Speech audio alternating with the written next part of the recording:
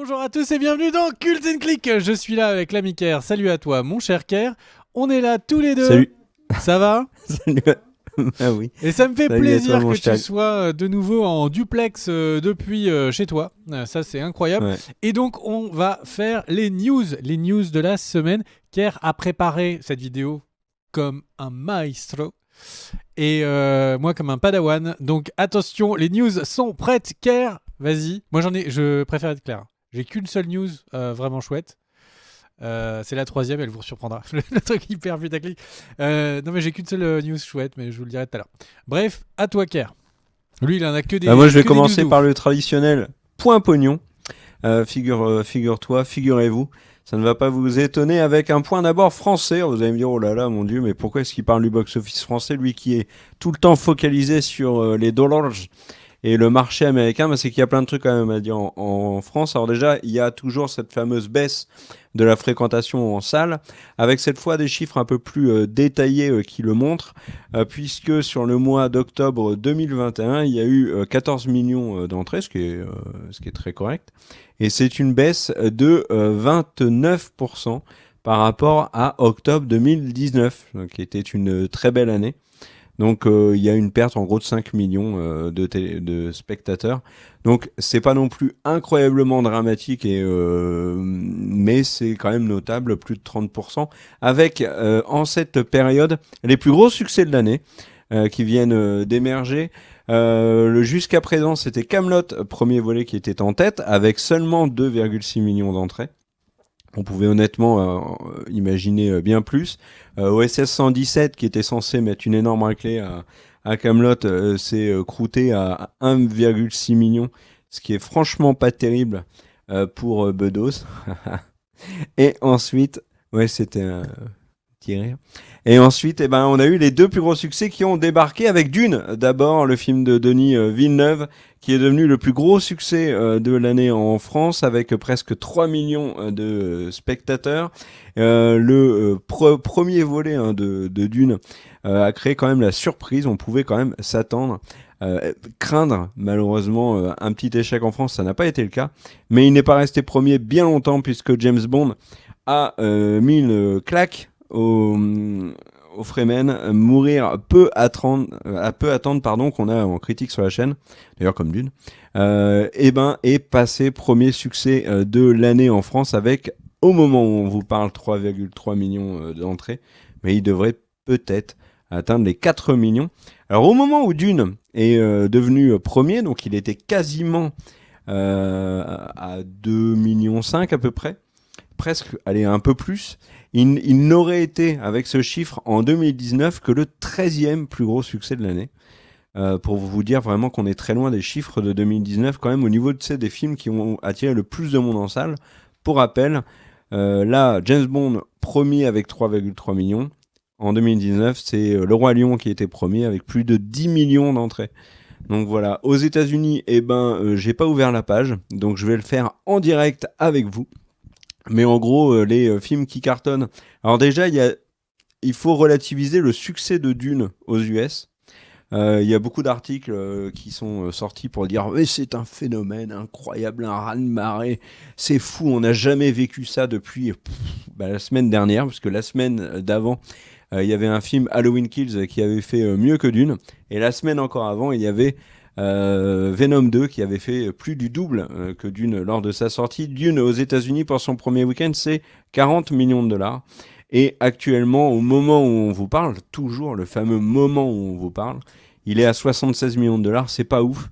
300 millions de dollars au niveau mondial, c'est pas ouf non plus, mais c'est une sortie de Dune dans un contexte très particulier. Pourquoi, vous allez me dire, encore le Covid? Non, c'est surtout que Dune est sorti en même temps sur HBO Max, et que en plus il a fuité une semaine avant sur des sites pirates, une semaine avant la sortie sur HBO. Donc c'est vraiment le méga drame. Apparemment, par contre, HBO est très content de la sortie de Dune sur la plateforme, qui serait le plus gros succès enregistré, mais on n'a pas encore de chiffres, donc ils peuvent annoncer absolument n'importe quoi. Mais en tout cas, pour Dune, ça fait plutôt plaisir, il faut bien le reconnaître. Et je vous allume tout de suite le box-office de l'année, puisque pour l'instant, c'est toujours deux films chinois en tête. mais Fast and Furious 9 est troisième avec plus de 700 millions de dollars. Vous voyez, il n'y a pas de film américain qui a dépassé le milliard, alors que d'habitude, il y en a toujours. No Time to Die est cinquième avec 600 millions de dollars. Shang-Chi, premier Marvel pour l'instant. Est-ce que Eternals va le doubler? Est-ce que Venom va le doubler? Ça, ça me paraît assez évident. En tout cas pour Venom. Mais Shang-Chi est à 400 millions de dollars et est septième. Venom, pour l'instant, est huitième. Black Widow aura été vraiment un trois quarts d'échec. J'allais dire un demi-échec, mais non, un trois quarts quand même. Avec seulement 379 millions de dollars. Voilà un peu près ce qu'on pouvait en dire. Il y a un film qui m'étonne et qui a quand même pas rapporté beaucoup. C'est Jungle Cruise avec Emily Blunt et The Rock. Et pourtant, chez Disney, ils en sont contents puisqu'ils ont déjà commandé la suite. Et puis, autre flop, il y en a deux. Allez, j'ai envie de les citer. Pour des raisons différentes. Le premier, c'est Suicide Squad. La raison première, c'est qu'il est interdit aux moins de 16 dans la plupart des pays. Et ça a rendu sa sortie compliquée. Il est sorti à une mauvaise période de l'année. Et l'autre, c'est Space Jam avec LeBron James. Parce qu'il est vraiment, vraiment très nul. Et qu'à mon avis, tout le monde le savait au moment d'aller le voir ou pas d'ailleurs. Voilà, c'était mon point pognon. Est-ce que je peux parler de Eternals et de la censure, mon cher Greg? Mais vas-y, parce que j'ai tellement eu l'impression que cette vidéo durait une journée. Qu'est-ce qu'une journée et demie? Merci. Eternals sort donc aux US, il sort en Europe, il sort un peu, voilà. Et Disney, après avoir eu la mauvaise surprise de découvrir que Shang-Chi ne sortirait pas en Chine, a découvert que des pays du Proche-Orient ont décidé de ne pas le sortir, le Qatar, le Koweït et l'Arabie Saoudite. La raison avancée par ces pays, c'est qu'il faut censurer le film puisqu'il y a un couple homosexuel dedans et il fallait enlever alors une scène de baiser, mais même plus, apparemment il faudrait enlever toutes les scènes où on les voit ensemble, et Disney a dit non. Alors on crie bravo Disney de ne pas avoir cédé, etc. Ceci étant dit, c'est trois marchés extrêmement mineurs. Et que pouvons-nous penser de Disney s'ils avaient cédé et qu'ils avaient sorti une version complètement aseptisée du film? Alors déjà, outre le fait qu'enlever toutes ces scènes aurait été bien compliqué. Donc voilà, je pense qu'il faut quand même se féliciter, mais toute proportion gardée. En tout cas, c'est dramatique, je trouve, de devoir censurer un film pour ces raisons. Voilà, mon cher Greg, à toi. T'en penses quoi, toi, d'ailleurs, de ça? Je suis d'accord avec ton avis tranché sur le fait que la censure c'est mal. J'ai envie de dire, je ne peux que être d'accord avec toi. Je crois que je suis le premier à le dire. Tu es sur cette chaîne YouTube le premier. Donc ensuite, news suivante, Black Panther. Black Panther, eh bien, il y a Wakanda Forever, le numéro 2, Black Panther 2. Le tournage est de nouveau mis en pause. Ryan Coogler a annoncé qu'il avait tourné toutes les scènes, sauf celles qui ont l'actrice qui joue Shuri. Je parle évidemment de Letitia Wright.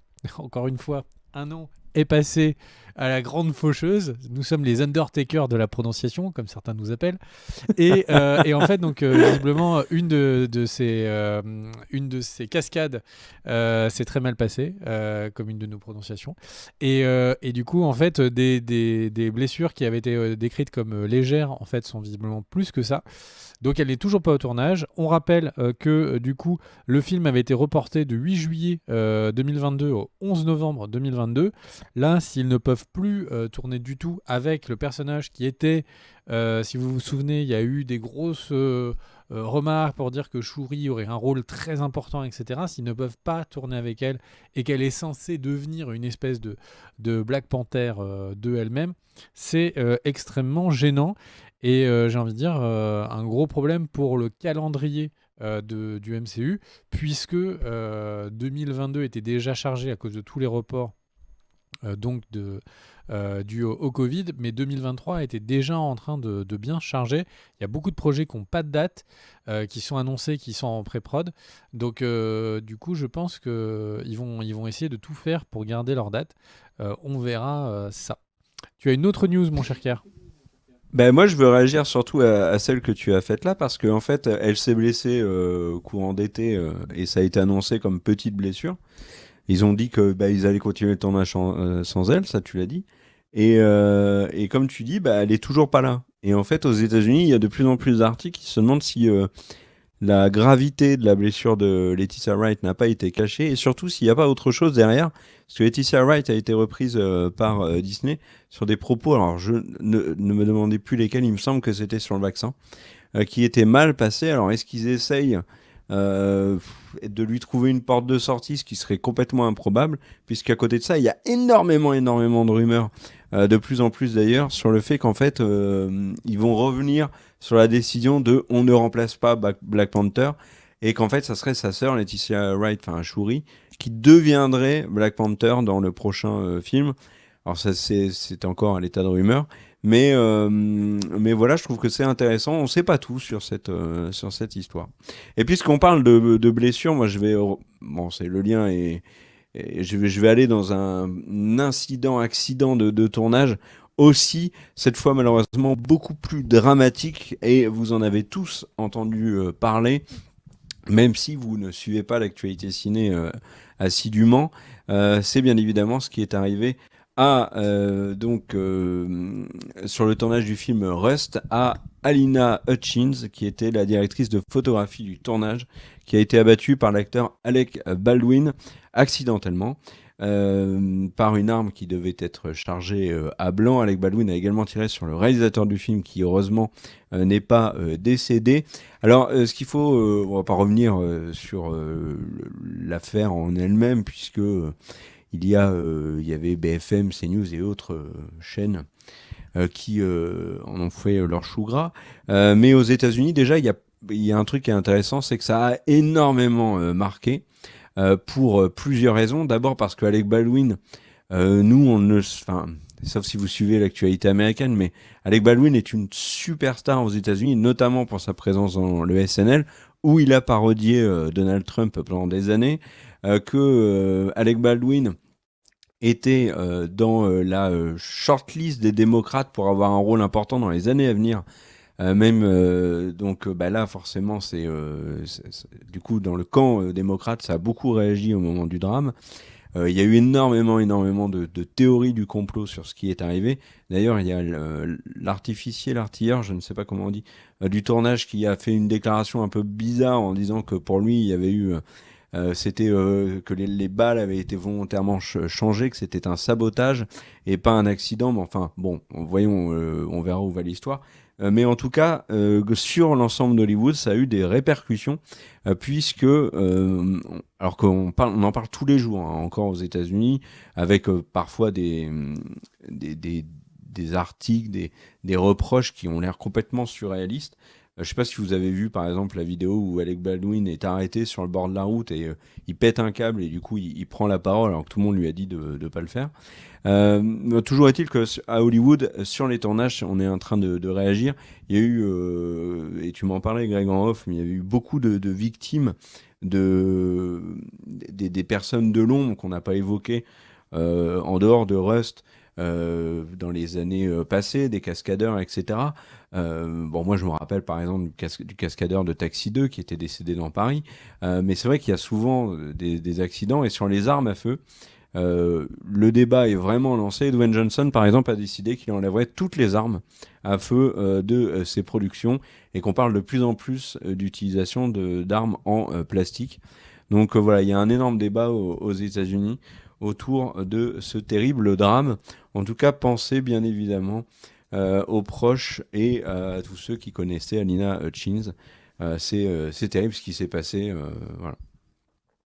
T'as un truc à rajouter, mon cher Greg ? Je suis entièrement d'accord avec toi, la violence, c'est mal, et tu as raison de la condamner. En tout cas, vraiment une vidéo où tu t'engages particulièrement, je ne sais pas si tu as mangé du lion, ou de la Miss France, mais bref, revenons donc...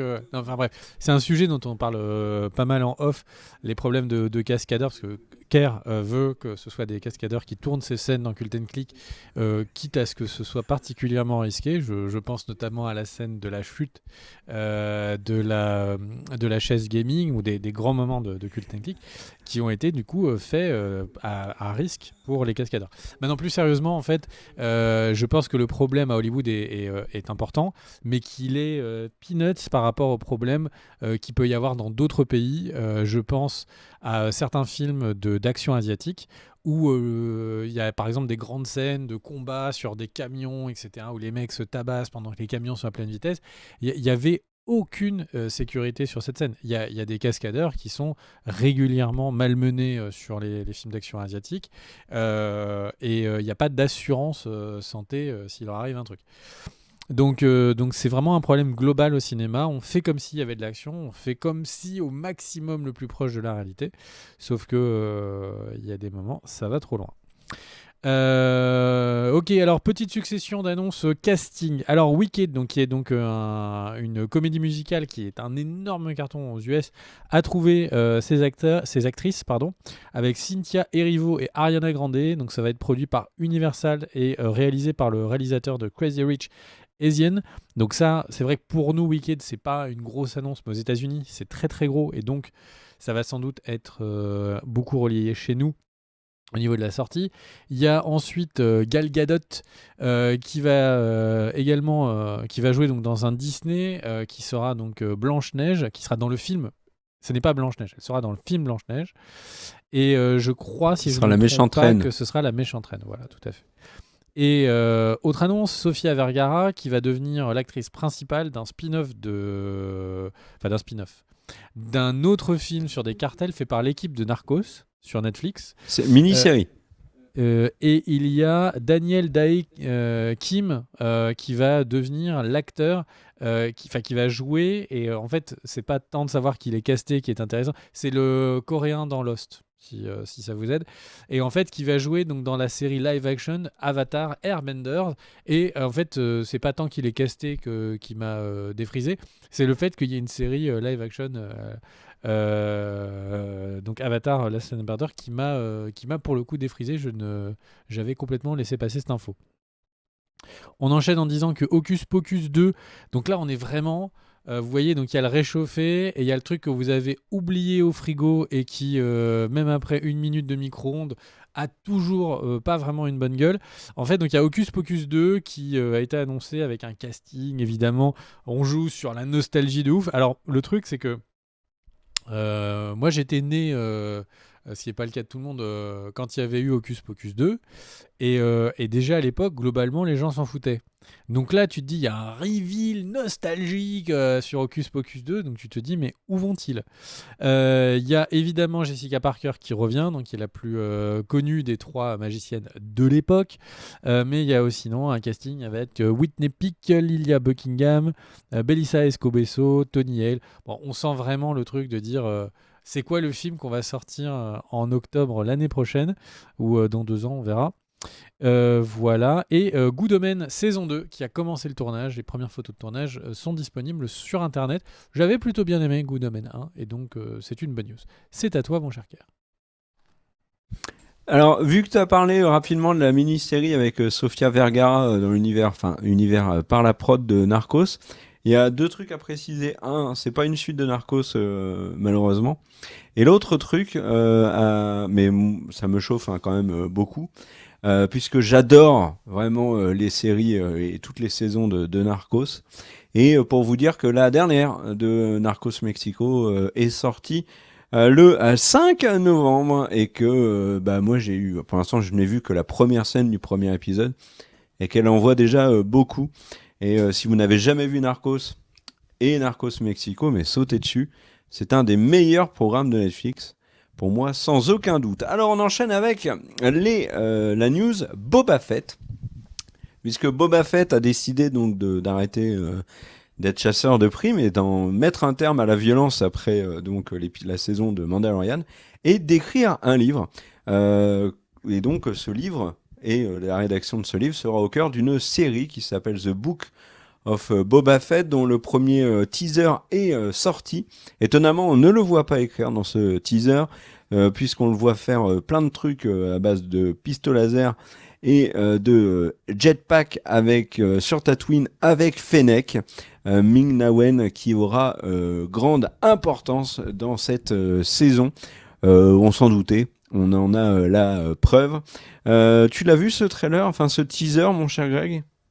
Non, j'essaye d'être le plus possible vierge de tout ça. Ça va arriver dans pas si longtemps que ça et j'espère Donc avoir tu le veux moins pas te d'infos. faire spoiler? Non, non, très peu. Même si... non, non, le minimum. On verra. On verra, on verra. Pour Donc, l'instant, j'ai réussi donc un tu peu à savais pas qu'on esquiver. voyait Grogu dans le teaser? Mais si tu veux, et Odor aussi. Je crois qu'il apparaît à la fin du trailer. Non, je rigole. C'est un valet. Il ouvre des portes. Alors par contre, alors bien évidemment il n'y a pas Grogu dans le teaser de Boba Fett, qui m'a laissé de marbre, étonnamment. Mais par contre, je suis toujours aussi intrigué par cette série et j'ai hâte de la voir. Donc voilà. Alors d'ailleurs, petite info, parce que vous avez été nombreux comme moi à chercher le thème de Boba Fett à la fin de la saison 2 de Mandalorian, au moment où, donc, où il arrive dans le repère de Jabba. Et figurez-vous que sur Twitter, l'ami, j'ai un trou de mémoire, je suis désolé, mais tu te reconnaîtras, nous a dit que c'était alors Foro Fangil, je crois, c'est son nom, mais voilà, je te salue. Et il nous a dit que c'était sur la BO, deuxième partie, sur Spotify ou ailleurs, la deuxième partie de Ludwig Göransson sur Mandalorian, et le morceau s'appelle Capture the Flag, vous l'aurez le thème. Voilà, et autre info sur Mandalorian, c'est que Sasha Banks, qui était, vous le savez, avec Cathy Sakoff, une des Mandaloriennes, et qui était la catcheuse hein, qui jouait dans Mandalorian, eh ben, elle ne reviendra pas dans la série pour des raisons que j'ignore. Elle ne m'a pas contacté pour m'expliquer. Sasha Banks, donc, bah, du coup, les deux catcheuses, deux actrices qui venaient des sports de combat et qui étaient dans Mandalorian, non, feront plus partie de la série pour des raisons différentes. Et puisque je parle de Star Wars, je vais continuer avec une information qui a étonné la planète entière, puisque vous le savez, il y a eu une série sur Ashoka Tano, avec Rosario Dawson, qu'on avait vu hein, dans la saison 2 de Mandalorian. Si vous n'avez pas vu la saison 2 de Mandalorian, vous venez de vous prendre claque sur claque, mais c'est de votre faute, et pas de la nôtre, il fallait regarder Mandalorian.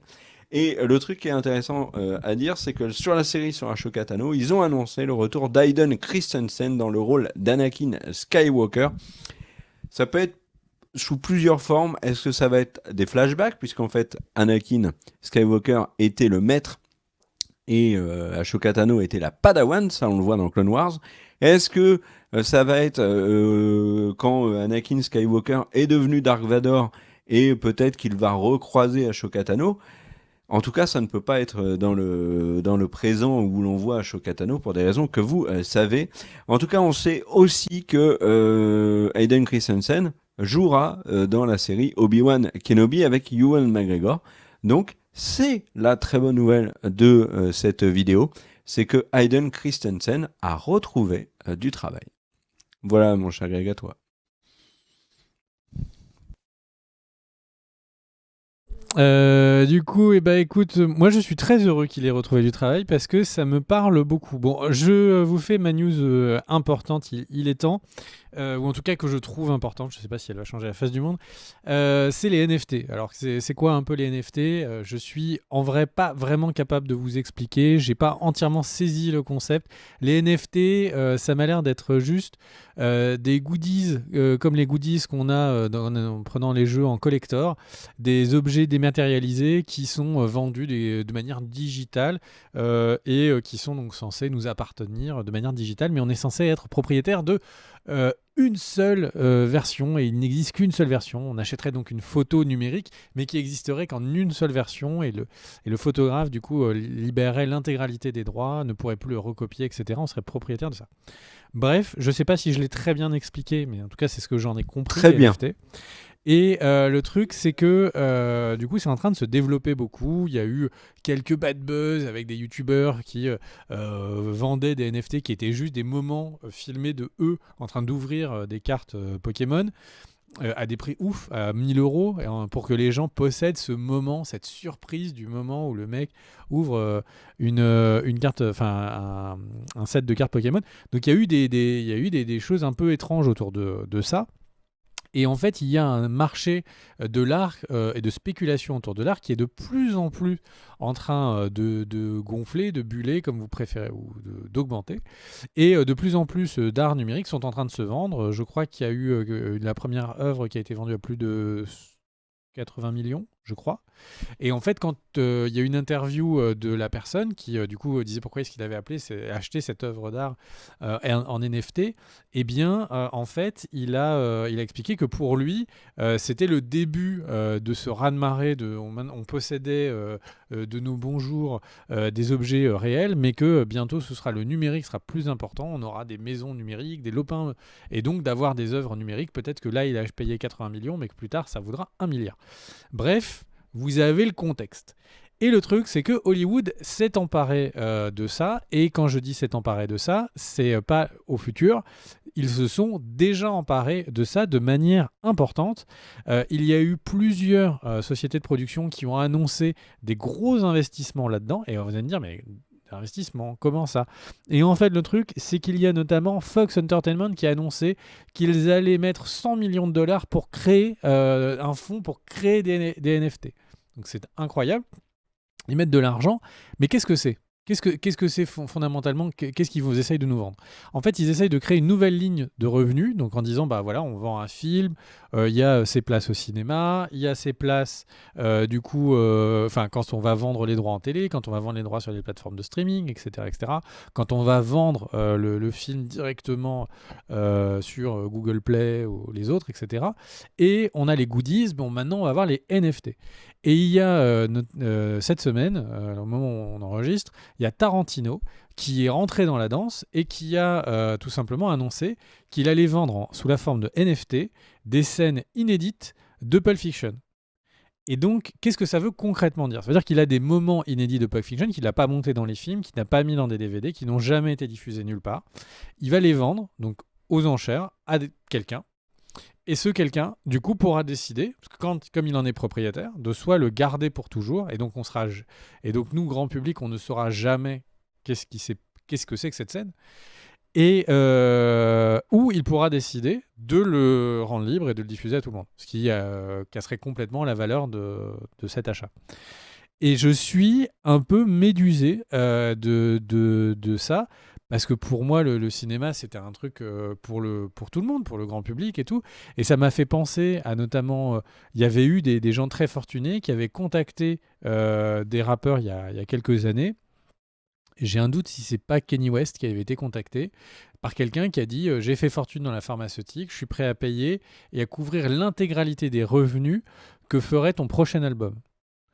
Et du coup, pour qu'il soit le seul possesseur de cet album de Kanye West. Et en fait, moi, ça me glace le sang. C'est des œuvres qui sont faites pour le public, pour nous. Mais c'est vrai qu'en même temps, les artistes ont le droit de dire je ne le vends qu'à une personne. Je m'en fous. Mon but, c'est juste financièrement de rendre cette aventure rentable.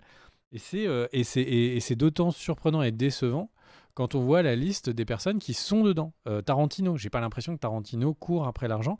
Tarantino est là-dedans.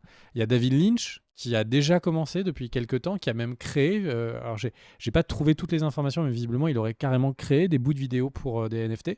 Enfin, je suis vraiment hyper surpris. Donc c'est à la fois individuellement les artistes qui s'y mettent, donc les créateurs, mais aussi les studios qui du coup vont certainement créer des nouvelles scènes. Et de la même manière qu'avant ils nous vendaient le DVD collector avec les commentaires, avec les scènes coupées, etc. Et ben en fait, peut-être qu'ils sont en train de chercher, je dis peut-être parce qu'ils sont en train de chercher, est-ce que ces anciens éléments vont devenir des NFT que des gens vont acheter? Il y a une seule personne qui va avoir cette scène coupée dans le cas de Tarantino. Est-ce que c'est plus le collectif qui va acheter, ça va être potentiellement des personnes. Est-ce qu'ils vont tourner des nouvelles scènes que pour ça? J'en sais rien. mais de mon amour du cinéma, qui est cette salle où on est tous ensemble en train de regarder le film, et de temps en temps on se retourne et on voit le public qui rit, qui machin, etc. Il y a un côté, c'est le Denis Villeneuve qui je crois, disait que Dune, aller au cinéma, c'est une expérience importante. Il y a quelque chose de religieux. C'est l'église quand on y va. Il y a tout le monde, etc. Enfin, je suis, je comprends financièrement, etc., mais c'est juste, ça me plaît pas du tout. Ça me plaît pas du tout, du tout, du tout de rentrer dans cette logique-là. Et en même temps, ça va avec le monde. Il y a un tout petit pourcentage de personnes qui sont plus riches que l'intégralité de la planète. Et du coup, les studios de cinéma sont en train de faire des produits pour eux. En train de dire, bah, s'il y a quelqu'un qui est capable de payer un tiers du film juste pour avoir une scène coupée, bah, pourquoi pas. Bref, ça me plaît pas. Voilà, Qu'est-ce que tu en penses, mon cher Car? Bah, le fait que ça te plaise pas m'arrange bien parce que je vends pas mal de NFT de scènes coupées de Cult and Click. Et du coup, voilà, enfin, tu vois par exemple le fou rire qu'on avait eu au moment du live Game of Thrones sur Ça sur compte les pas. Ça a tipeurs. été diffusé au grand public. Enfin, ça a été diffusé Ouais, publiquement. mais non, mais je l'ai Grand quand même public, réussi à c'est le vite vendre en dit, NFT quand on voit le parce que public. j'ai mis un petit smiley et 250 000 euros quand même, hein. Donc non, franchement, non, honnêtement, je m'en fous. Je m'en fous. Mais le Et fait ça me qu'il y ait plaît pas des non scènes plus. coupées, une fin alternative d'un film Mais je trouve ça pas qui aurait cool. été tourné, monté, D'ailleurs, etc. tu parlais de ça me fait pas l'américain détesté là, mais je sais West. plus le fin mot de l'histoire. Il s'était enrichi en mettant. C'était Je confonds peut-être le truc, C'est- mais il- Martin Shkreli, quelqu'un qui a acheté un traitement contre le sida et qui a augmenté son prix, pour donner un autre exemple. oui, voilà, c'est ça. Et il Mais était ça, c'est considéré quelqu'un qui comme fait de la l'américain tractation le plus détesté de la financière, planète. détestable. Ah, c'est lui qui a voulu acheter de l'album de Kanye West. Ok. Oui, Un oui, c'est Docteur ça. Arnaud dans la vraie vie, quoi. Oui, oui, et en fait, il avait, comme disait Sylvain à la Real qu'on salue, il avait en effet fait fortune en multipliant le prix d'un traitement. Et en plus, il avait privé les fans, les rares fans de Kanye West, de son dernier album. Non, Bon, non, non, après, moi, Kanye West l'a pas vendu. Hein. j'ai une demande, si Coldplay veut faire un NFT sur son nouvel album, qu'il le fasse et le vende très vite, qu'on l'entende jamais. Voilà. Mais non, moi, honnêtement, les NFT, ça m'intéresse pas trop. De Coldplay. Oui. Bah, attends, Coldplay, ils font 3 mauvaises chansons, mais ils font une chanson de ouf. À chaque fois, tu peux pas, et tu pourras jamais Ça leur fait quand enlever même leurs un deux moment premiers qu'ils ont albums. pas fait des trucs de ouf. Bah, je suis pas d'accord. En fait, c'est juste que c'est, excusez-moi, débat. Regarde la chanson qu'ils ont fait Atlas pour Hunger Games. Cette chanson, elle est Ouais, ouf. mais elle date. Mais date, elle n'est Atlas même pas Hunger dans des Games. albums. En fait, le truc avec Coldplay en ce moment, Atlas, c'était c'est très bien, ok. c'est qu'ils font quelques chansons comme ça, qui mettent même pas dans leurs albums, qui sont ouf. Mais je pense qu'en fait, et j'ai l'impression qu'on fait un hors-sujet complet. J'ai l'impression qu'en fait, pour comprendre Coldplay aujourd'hui, il faut regarder le film sur le biopic sur Queen, où en fait, on voit, quand on regarde, qu'à un moment, ils sont énormes, que leur vie, c'est de faire des tournées, et qu'ils sont en train de composer des musiques pour qu'elles soient chantées par des stades. Ce qui veut pas dire du tout faire des chansons de ouf que tu écoutes chez toi en mode tu sais, vraiment à la cool, etc., comme était par exemple leur premier album. Et en fait, des chansons comme Magic ou des trucs comme ça, je suis persuadé que c'est des chansons, et les chansons qu'ils ont fait pour les JO, c'est des chansons qu'ils ont fait pour que ce soit un moment oufissime quand tu es dans un stade, mais qui sont, ouais, c'est vrai, des chansons de mon goût, c'est pas le goût de tout le monde, plus médiocres que leur premier album. Mais bref. Hors sujet, complètement pour clair, moi, mais j'ai beaucoup écouté. tu enlèves les Coldplay 3 ces premiers derniers jours. albums, à la suite, il y a quand même beaucoup de soupe, hein. Hein, sur Viva la Vida, il y avait encore quelques bons morceaux. Mais là, tu prends Mais, juste les après, singles. ça devient chaotique, hein. Un album, c'est pas un single, c'est pas juste le single de l'album. Si lui, c'est le truc qui J'ai pas dit sonne le le mieux contraire, à je la parle de radio. l'album en général. Enfin bon. Là, ils ont fait un truc avec BTS, et du coup, j'ai découvert qui était BTS. Pour moi, Mm. c'était un diplôme que tu obtenais 2 ans après le bac. Et en fait, j'ai découvert qu'en fait, non. C'était aussi un groupe coréen. Tu le savais, Mais ça? Alors, le truc, c'est que. Alors, bon, encore une fois, tu me lances sur le sujet. En fait, il se trouve que j'ai regardé les choses la semaine dernière. En fait, le truc, c'est que Chris Martin est à un moment de sa carrière. J'assume complètement. Je n'ai pas son téléphone dans ma poche. J'assume complètement. C'est juste que j'ai regardé des interviews parce que ses capacités de création me plaisent. Et en fait, le truc, c'est qu'en fait, Chris Martin, ça fait plusieurs fois qu'il fait des interviews et on sent qu'il en a un moment dans sa carrière. Il est un des plus gros groupes du monde, etc. Où en fait, il veut faire des collabs avec des nouveaux artistes pour se mettre en danger, changer un peu les choses et tout. Il a fait des collabs avec des mecs qui sont des youtubeurs musique. Enfin, ils ont rien à lui amener. Il a fait une collab avec BTS. Tout est dans des trucs un peu différents, des styles un peu différents.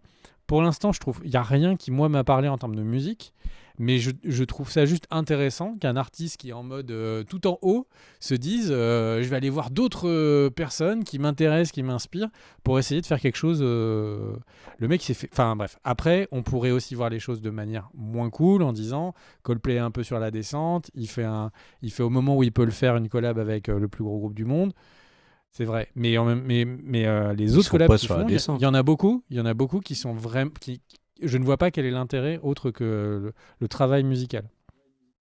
Bref. Ouais. Et du coup, puisque tu parles de Coldplay a un échange du coup avec c'est Collier, un youtubeur musique. Ils font pendant les confinements, ils faisaient des chansons Chris Martin comme ça c'était la musique à la maison, etc. Et ils ont un échange qui est incroyable où en fait il y a Chris Martin et le mec en face et le mec en face commence à improviser sur la musique Chris Martin. Et c'est Sparks. Et le truc, c'est que Chris Martin, d'un seul coup, il est choqué. Il est complètement choqué. Et en fait, il dit mais t'as rendu ma musique meilleure. T'as rendu ma musique meilleure. Sparks est 1000 fois mieux avec tes variations de piano. En vrai, moi, je suis pas pianiste. Je me suis pas rendu compte et j'ai eu l'impression que c'était une version un peu plus pompeuse de Sparks. Et en fait, d'un seul coup, il dit non, mais ça me fait penser à Amadeus, le film sur Mozart, etc.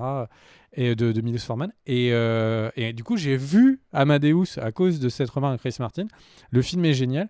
Et il parle vraiment. Et la manière dont Chris Martin parle de Amadeus laisse vraiment comprendre qu'il est à un moment de sa vie où il a besoin de se remettre en danger pour pas avoir l'impression d'être juste en copie de lui-même. Enfin bref, je trouve qu'il est sur un segment, Chris Martin, artistiquement, qui est assez intéressant. Je pensais pas parler de ça dans les news de Cultactic.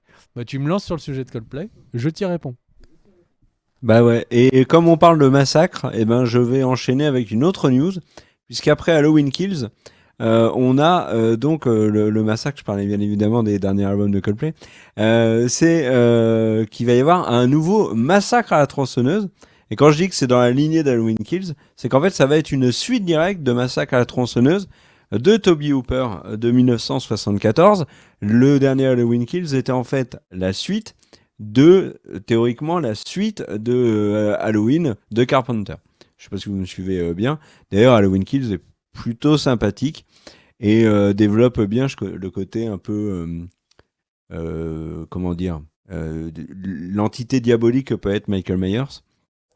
Et là, en fait, dans ce massacre à la tronçonneuse, dont le casting n'a pas grand intérêt, je trouve, ce qui est intéressant, c'est que au final, on va retrouver directement sur Netflix et que surtout, cette suite directe du premier massacre à la tronçonneuse va faire comme si tous les autres massacres à la tronçonneuse qui ont existé, il y en a eu 725, n'ont pas existé.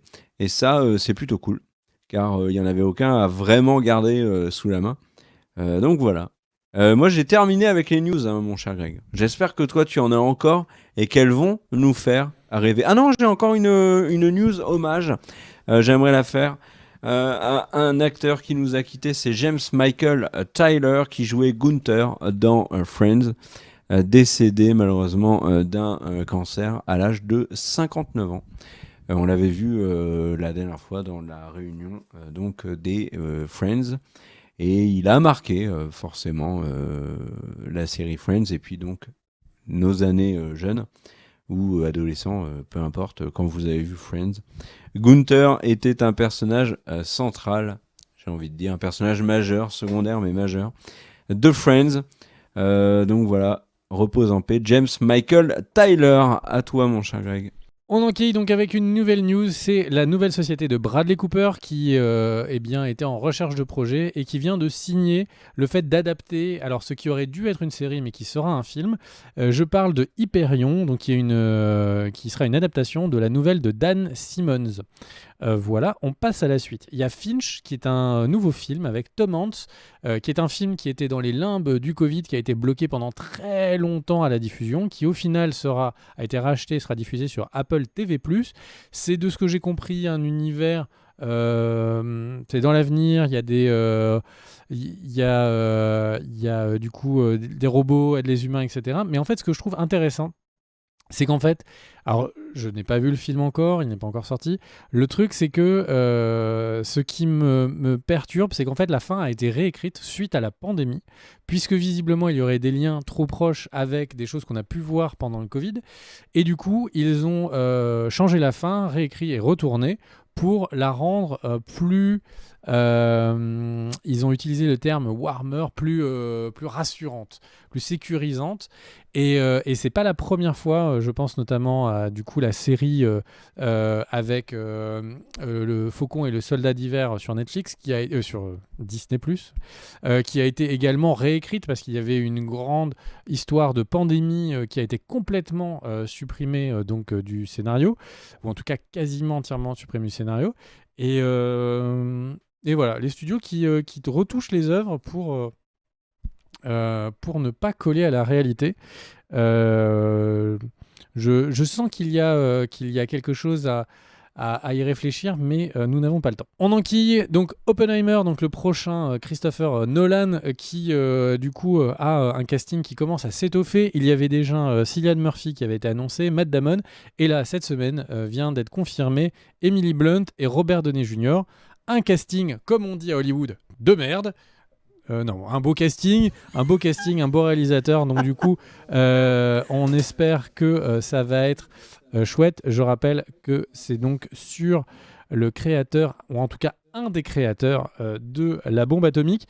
Et on termine par une news qui est vraiment la moins intéressante de toutes, mais c'est juste pour dire que Ryan Reynolds a annoncé qu'il allait prendre du temps pour passer plus de temps avec sa famille. Et là, vous allez dire, mais qui s'en fout ? Et bah les fans de Deadpool ne s'en foutent pas parce que du coup il a c'est un vrai temps qu'il va prendre avec sa famille. En tout cas c'est comme ça qu'il l'a expliqué. Et du coup tous les prochains tournages avec lui sont reportés. Et donc Deadpool 3 risque aussi d'être reporté. Voilà. Eh bien, est-ce que ça voudrait dire que le très mauvais Free Guy n'aura pas de suite tout de suite ? Et ça veut dire que le très mauvais Free Guy n'aura pas de suite tout de suite. Et par contre, j'ai vu une interview où le réalisateur de Free Guy, on lui demandait si du coup il se sentait de faire Deadpool 3. S'il se sent pas, il n'y a pas de problème. Ah ouais, non, il n'est pas obligé. Hein. S'il a envie de passer du temps avec sa famille, le réalisateur de Free Guy. Il y a des moments, si c'est juste pour faire plaisir à papa et maman, c'est pas la bonne idée. Il faut le faire parce qu'on le sent. Là, moi, je sens qu'il le sent pas. Ker, je te laisse le mot de la fin de cette vidéo news qui a duré, je regarde le compteur, moins 3 de jours. 4 heures. C'est plutôt beau gosse. Eh ben, bravo alors. Bravo. Ça va être le mot de la fin. Et vous êtes merveilleux. Le mot de la fin, c'est bravo à nous-mêmes. C'est Cultechnique, c'est pas pareil qu'avant. Hein. C'est vrai. Ouais. Et on a des cascadeurs. Non, parce que je disais bravo. Je disais cœur à tout le monde, cœur sur les tipeurs.